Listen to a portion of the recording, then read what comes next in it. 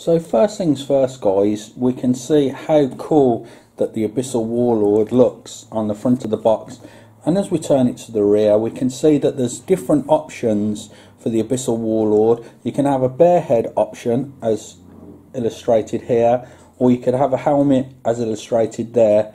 You also can have like a mallet, or you can have a sword. And my preference is the red armour scheme, so I think I'm going to be painting mine up in red. And like I say, guys, it looks really cool. So let's take the miniature out of the box. Okay, and as we open up the box we can see that there's foam inserts to keep the miniature nice and protected.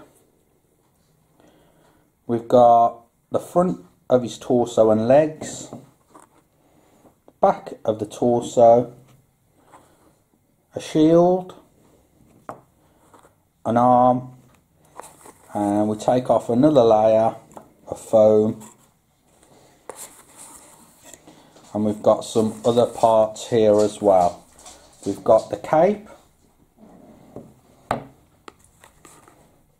the base,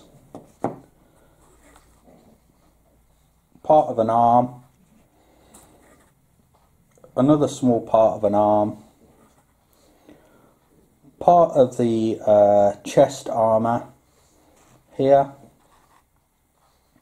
his head, the helmet version, the mallet and the sword. Okay guys, so here, there's all the components as you can see. I'm going to build the Abyssal Warlord off camera, and we're going to come back and we'll see what he looks like all built. And here you can see the Abyssal Warlord all built and primed.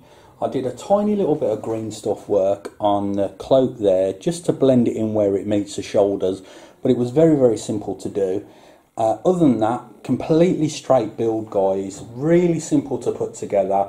I used super glue and super glue accelerator to help with the gluing process, and as you can see it does look epic. The cape details, as you can see the stitching, if I can just zoom in a little more, looks epic.